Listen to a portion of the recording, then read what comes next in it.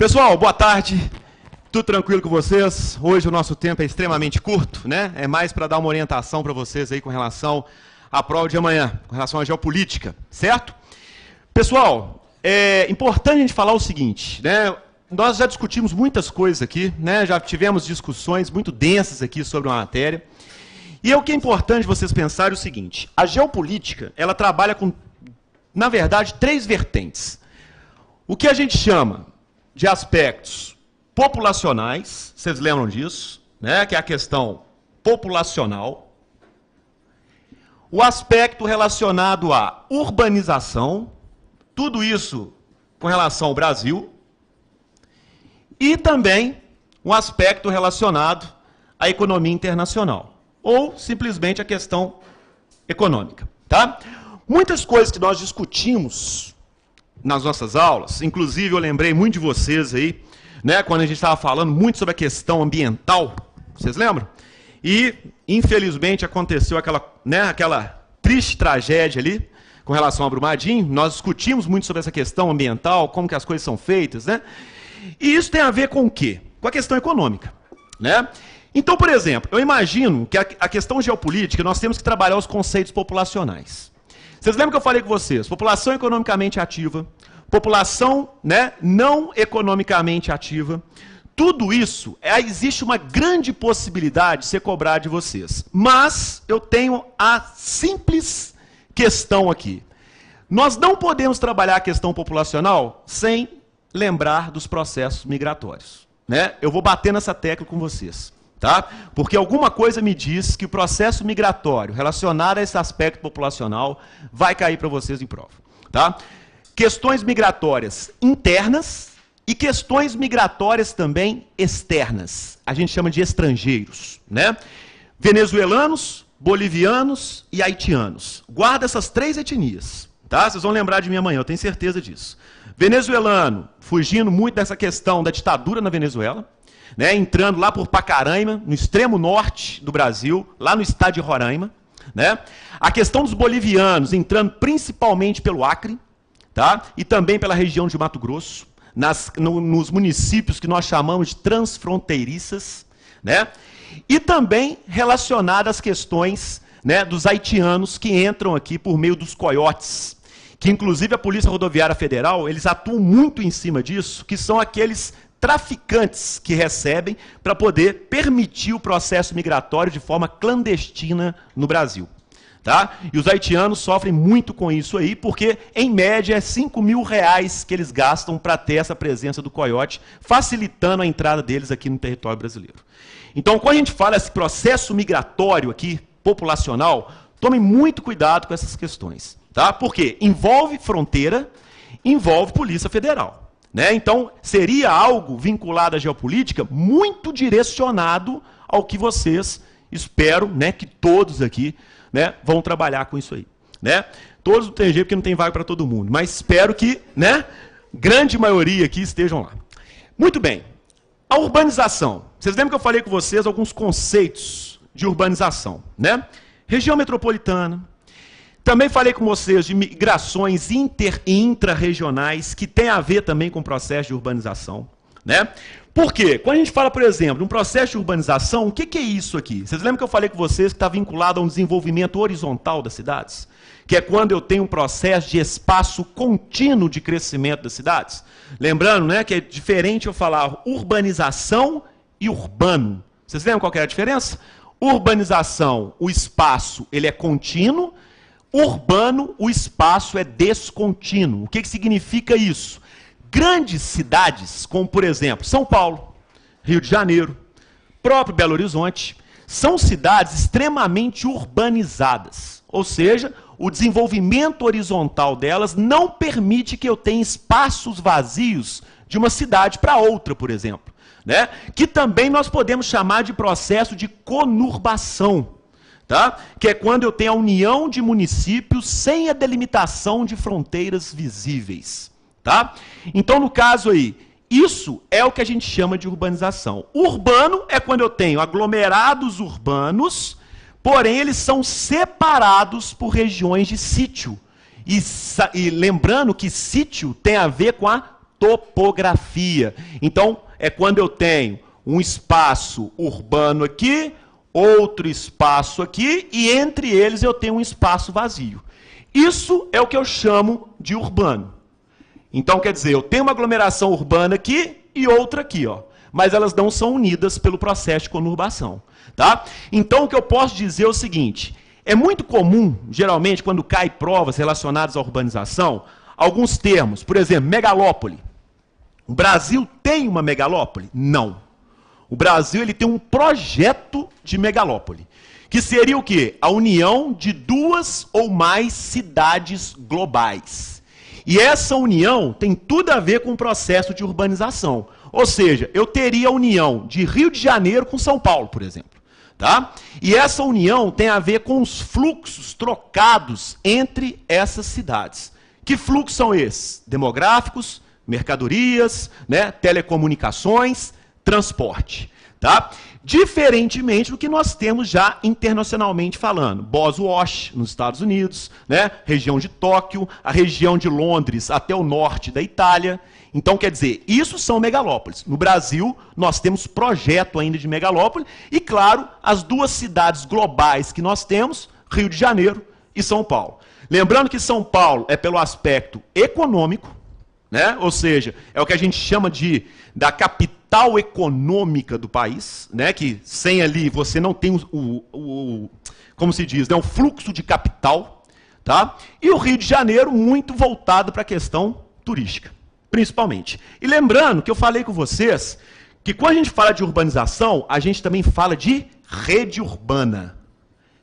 E eu falei com vocês o seguinte, existe um cara, que é o Walter Kristaller, que fala que a intensidade, ou seja, a fragilidade ou o fortalecimento de uma rede urbana vai depender das disparidades regionais.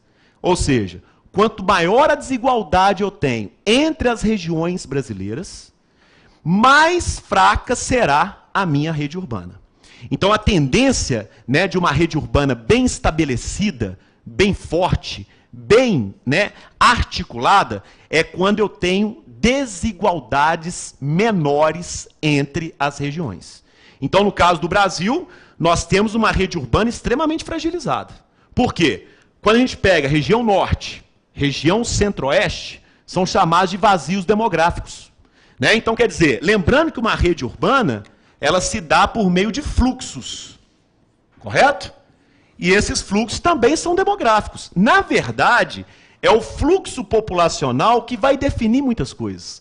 A questão de mercadorias, a questão de transporte, né? É o fluxo populacional que faz com que as pessoas intensifiquem na questão estrutural das cidades.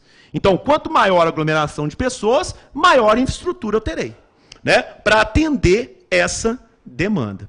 Ok? Então, cuidado, porque a rede urbana do Sudeste é muito bem articulada. Mas Centro-Oeste, Norte, né, são extremamente fragilizadas. Porque nós não temos fluxos integrados, né, principalmente demográficos, nessas duas regiões especificamente. Tá? Uma outra coisa também, eu sonhei, tá? Sonhei. Falar de ocupação na região Norte. Ah, vai desmatar a Amazônia, o pessoal está ocupando lá. Quais são os motivos de desmatamento da região amazônica pelo processo de urbanização? A questão do extrativismo, principalmente vegetal, né? As questões relacionadas à indústria madeireira, tá? E a questão mais do interior da região amazônica é pela pecuária. Né? Você pode falar agropecuário, não tem problema nenhum. Porque envolve questões agrícolas e questões da pecuária, que tem uma coisa relacionada com a outra. Tá? Agora, nas regiões de fronteiras agrícolas, é quando eles falam da fronteira da região norte com o centro-oeste. E aí se dá o desmatamento pela expansão da soja, principalmente. Tá? E não somente da soja, mas o que vem crescendo muito no Brasil hoje é o aumento da cana-de-açúcar. Tá? Então, quer dizer, as questões hoje relacionadas ao desmatamento da Amazônia, nós temos fluxos relacionados ao setor agropecuário, mas aproveitamentos diferenciados do setor agropecuário, dependendo da região que eu estou analisando. Então, por exemplo, eu posso cobrar lá um mapa, né, lá, e mostrar uma região de desmatamento aqui, ó, verdadeiro ou falso, falando que isso aqui se dá pelo aproveitamento agrícola da região. Isso aqui está totalmente falso. Tá? Por que que não é agrícola? Porque a agrícola parte do princípio de cultivos agrícolas. E nós sabemos que no interior da região amazônica, o solo é pobre, porque ele é frequentemente lixiviado. Vocês lembram quando eu falei dos biomas da floresta amazônica? Né? E eu falei lá que o solo ele é frequentemente lavado pela água da chuva? Então, quer dizer, se é um solo frequentemente lixiviado, o aproveitamento agrícola dele é baixo. Tá? Agora, agropecuário, aí sim eu estou relacionando a questão da pecuária. E a região de fronteira, obviamente, né, ligado ao avanço do agronegócio, principalmente da soja e atualmente também pela questão da cana-de-açúcar, que vem crescendo muito no Brasil. Tá? Questão açucareira, questão de produção de combustível, né, principalmente aí relacionado ao etanol. Tranquilo, moçada? Tá? Espero que vocês estejam lembrando de tudo isso que nós falamos aqui. Tá? Tá lembrando, Sandra Burke? Tá? Tá lembrando de tudo? Né? A velocidade está máxima, né? Porque agora chegou ao fim mesmo. O ônibus vai ter que parar. Né? Amanhã o ônibus vai ter que estacionar aí. Não é isso? Bom, e a questão econômica? Moçada, né, claro que eu estou colocando pontos principais de várias conversas que nós já tivemos aqui, mas a economia, eu tenho a impressão que isso aqui vai vir muito forte. Tá? Na prova. A questão dos BRICS. Por quê? Isso mostra a relação comercial do Brasil com relação ao mercado estrangeiro. Tá? E é claro também que outra coisa que vem muito forte trabalhando aqui é o que o Brasil exporta e o que o Brasil importa. O Brasil é o segundo maior exportador de grãos do mundo. Ele só perde para os Estados Unidos, que tem uns cinturões agrícolas chamados de belts. Vai que aparece lá essa palavrinha, né? Que o Brasil perde para os belts. Isso aqui significa cinturões agrícolas, tá? Que fica na região, principalmente dos grandes lagos dos Estados Unidos. Então, quer dizer, o Brasil é o segundo país que mais exporta grãos, principalmente a soja, tá? Isso mostra que a nossa balança comercial, ela tem um superávit baseado na matéria-prima. Só que uma matéria-prima primária. O que significa isso? O setor dela é o setor primário, que é justamente o primeiro processo de extração que eu tenho. Então o Brasil, ele vai ter um superávit no setor primário e ele vai ter um déficit, principalmente no setor relacionado à tecnologia. Tecnologia, que é o setor quaternário, vocês lembram que eu falei com vocês que a população brasileira que está inserida hoje no setor quaternário é de 0,01%? Tá? Por quê? Porque o Brasil não investe em tecnologia. Inclusive, quem precisa trabalhar aqui tem que ter uma mão de obra extremamente qualificada. Tá? E eu falei também que existe uma situação comprometedora, que o Brasil hoje tem dois fluxos de desemprego, né? Aquele que é menos qualificado e aquele que é qualificado demais também. E muitos acabam migrando para outras regiões para prestar serviço, ou para outros países que vão aproveitá-lo melhor, né? Porque o cara que se qualifica demais, muitas vezes não consegue ser bem sucedido aqui no Brasil, infelizmente. Isso mostra que a nossa balança comercial, então, tem um déficit muito grande da tecnologia. Então, o que significa isso? O superávit é que eu vou exportar mais do que importar.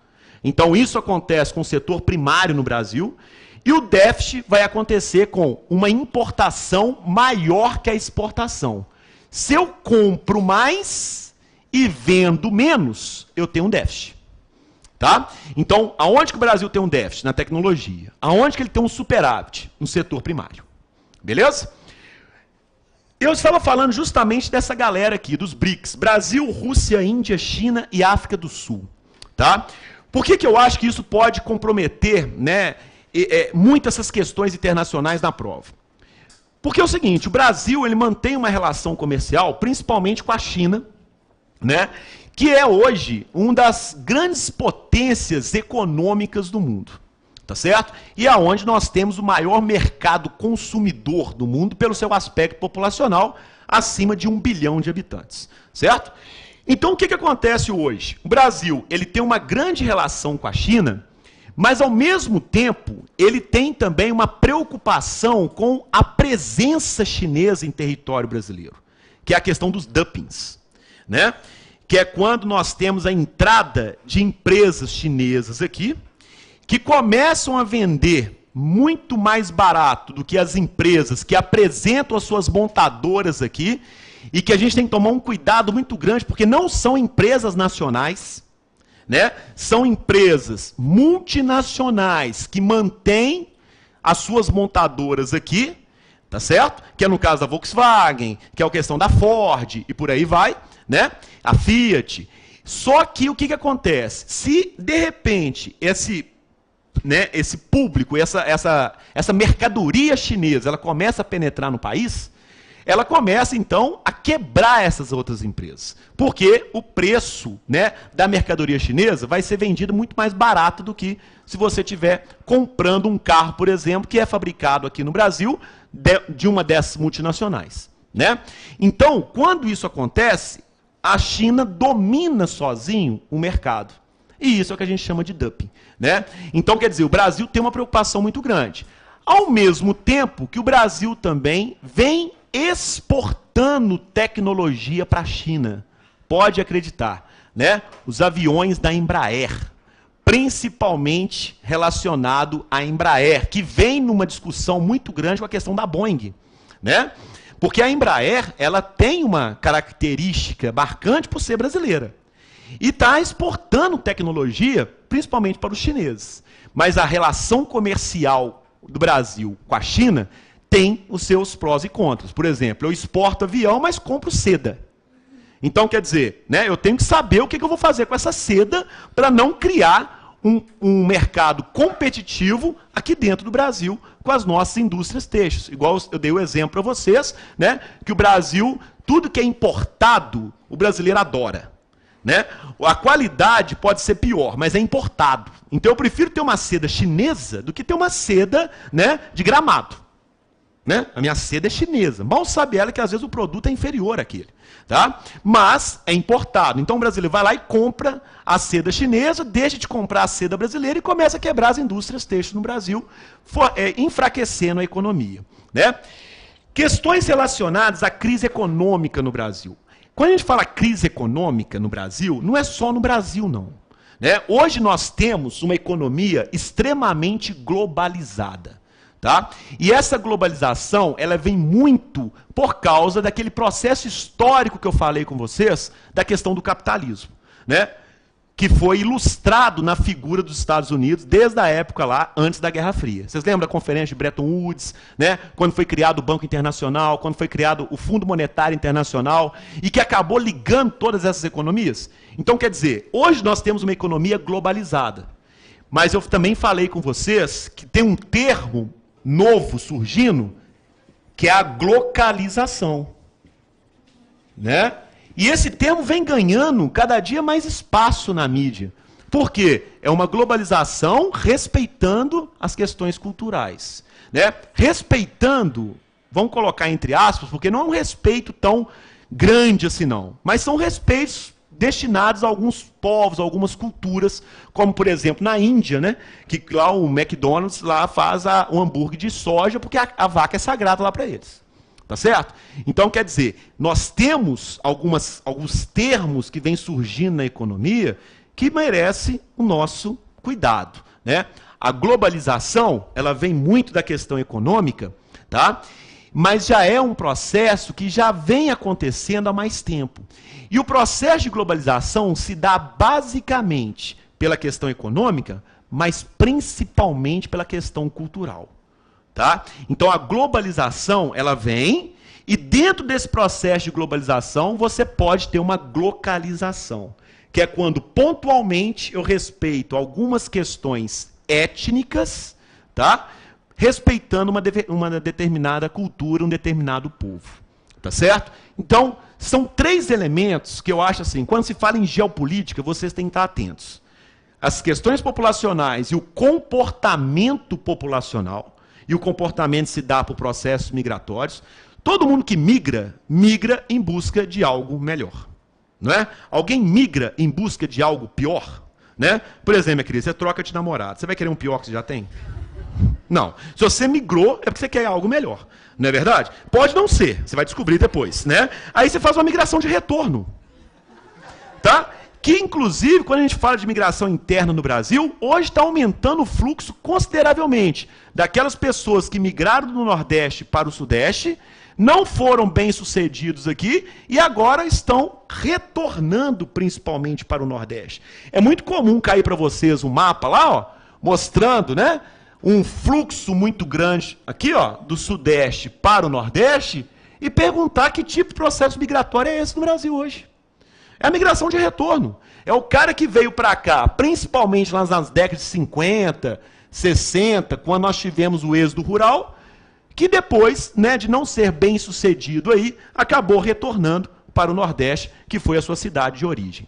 Então, moçada, amanhã, né, na hora que vocês estiverem lá de frente para a prova, espero que vocês lembrem muito de mim, né, positivamente, obviamente, né. Tome muito cuidado com as leituras de mapas, gráficos, tá? Gráfico, mapa. Por quê? Muitas vezes a resposta está ali, tá? Na análise de um gráfico, na análise de um mapa, na análise do fluxo, está ali, está explícito ali. Então leia com cuidado. Nunca, isso já é uma dica importante, tá? Sempre desconfiem de questões que utilizem determinismos na geografia. Sempre, nunca, né? Por quê? Porque geralmente essas questões estão erradas.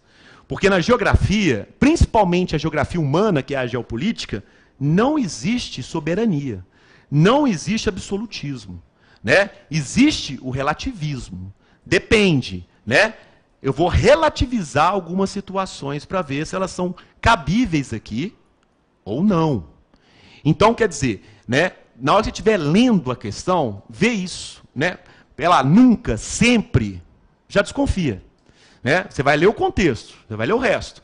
Mas, muitas vezes, na hora que a sua memória faltar ali, você fala assim, bom, mas o professor falou que talvez esses termos que utilizam de determinismo são termos equivocados. Tá? Principalmente quando nós trabalhamos as questões populacionais. Tá? Vocês lembram dos tipos migratórios que nós temos? Interregional, entre regiões. Intrarregional, dentro de uma mesma região.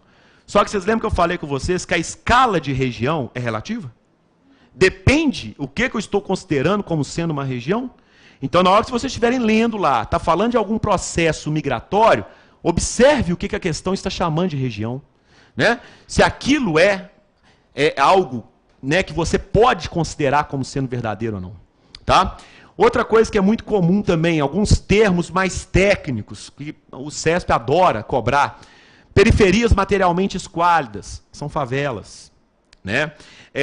Termos pejorativos jamais são permitidos na geografia.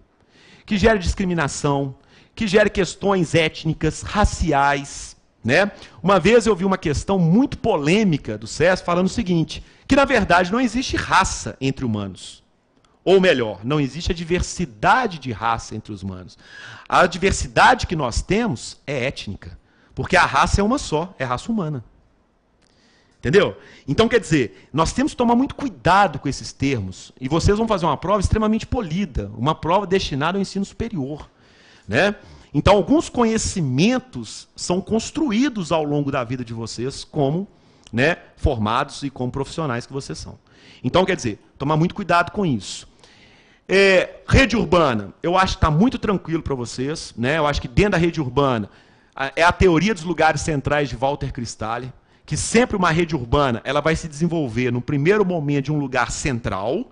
Então, primeiro eu vou ter uma centralidade para depois eu ter uma descentralização. Lembrando que a primeira fase da constituição de uma rede urbana se dá pela centralidade. E lembrando que essa centralidade tem a ver com as funções das cidades, não com a localização geográfica dessas cidades, né? As funções é que são centrais, e não o posicionamento das cidades que são centrais. Tá? Cuidado com isso aí, que isso aí é uma teoria dos lugares centrais do Walter Cristallia, que eu falei com vocês que foi aquele geógrafo alemão lá. Né? E com relação à economia, que eu acho que eles vão bater muito em cima disso, questão do desenvolvimento sustentável, né? Eu acho que nós tivemos um exemplo muito claro disso. Eu lembro que a gente até, na nossa última aula, nós tivemos uma discussão muito interessante, muito rica aqui da questão do aproveitamento, da gestão ambiental, né? A questão em prol do lucro, que muitas vezes você acaba não respeitando as legislações ambientais e acabam gerando tragédias aí. Né? Então, quer dizer, eu acho que isso é uma pauta, não, obviamente, Brumadinho, mas Mariana. Né? Ali houve uma negligência, ali houve um problema relacionado à questão ambiental, à gestão ambiental. E a gestão ambiental é matéria de vocês. Né? Então, quer dizer, aquele negócio do sistema de gestão ambiental, a questão relacionada ao poder de polícia, a questão da fiscalização, todas aquelas demandas que nós discutimos, né, que o meio ambiente perde espaço muitas vezes para a questão econômica. Né? Então, quer dizer, promover o desenvolvimento, porém, não necessariamente preservando os recursos naturais para gerações futuras. Então, isso não é desenvolvimento sustentável. Hoje, o que se prega na gestão ambiental é a sustentabilidade. Né? Ou seja, eu posso desenvolver sim economicamente, eu vou desenvolver sim economicamente, porém preservando os recursos naturais para gerações futuras. Cuidado, porque isso é uma pegadinha. Sustentabilidade não é questão relacionada a ambientalista, não. Né? Movimentos ambientalistas são movimentos mais radicais para preservar o meio ambiente sem tocá-lo.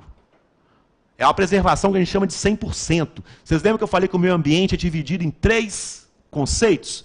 O meio ambiente subjetivo ou antropocêntrico, que é destinado para o homem, né? Que é as mudanças do espaço para atender às demandas do homem.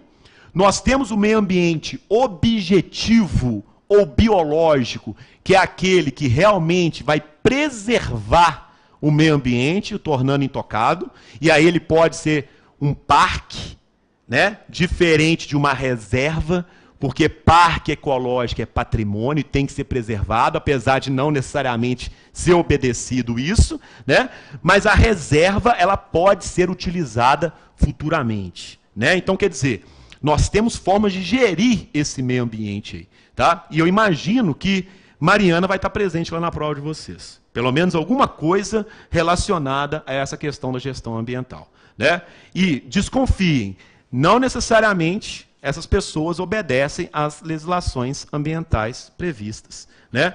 Então, quer dizer, muitas vezes elas ultrapassam aquilo que seria legal, em prol da questão econômica. Né? Então, cuidado, CESP é extremamente crítico. Tá? Não são professores que vão manter uma linha assim tradicional, não. Eles são críticos. Eles criticam bastante, principalmente da área de humanas. Então, geografia humana. Certo? Meus queridos, muito obrigado. Mais uma vez eu agradeço. E, ó, uma coisa que é importante. Amanhã, vai tranquilo. A parte de vocês já foi feita. Né? O que tiver que ser, vai acontecer. Né? A gente não tem que se sentir mal por alguma situação e nem muito bem para o outro. Tranquilo, vamos confiante. Né? Vamos com aquilo que vocês propuseram fazer. Né? Eu sei que para muitos aqui é uma definição importante, tá? Mas pense o seguinte, para muitas pessoas são conquistas, para outras são realizações. Certo? Então, não necessariamente uma conquista é uma realização. Tá?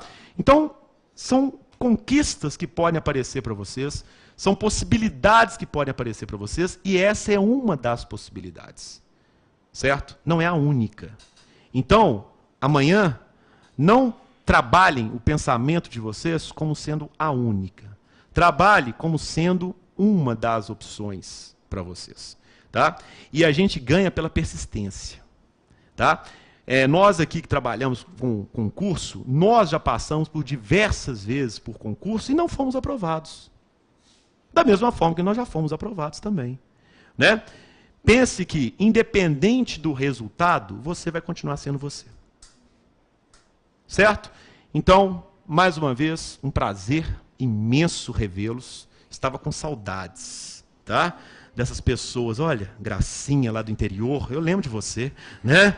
Então, quer dizer, olha que menino bonito, aquele ali, BH Bar, Boteco, é isso mesmo, né? Você já começou a entrar bem aí para fazer a prova amanhã, né, meu filho? Tente de amanhã, né, de hoje para amanhã, ficar tranquilo, né? Dá um tapa nesse cabelo aí, dá uma relaxada, né? Não vai para boteco, não, tá bom? Meu querido Washington, saudades, né? Você tá aqui, tá? Do lado do Valtinho. Tá Valtinho e você, tá bom? Meus queridos, mais uma vez, meu muito obrigado, sucesso. E aqui, dê um feedback para nós aí, né? Faz uma cortina de fumaça. Eu passei meu e-mail para vocês, não passei? Pois é, mas manda um e-mail lá, manda um trem, manda vírus não, cavalo de Troia dando 3 coices na tela, não é isso não, né, de raiva. Não, pessoal, olha só o presentinho, o cartão que eu fiz para você, né, não é isso não. Mas você está proibido de mandar trem para mim, né. Então, quer dizer, essas coisas assim, mas né, dá um feedback para a gente, porque a gente também é importante para nós saber disso. Principalmente quando se trata de uma novidade, como a prova de geopolítica para vocês aí, né. E vai dar tudo certo, vou estar torcendo por vocês. Que horas que é a prova amanhã?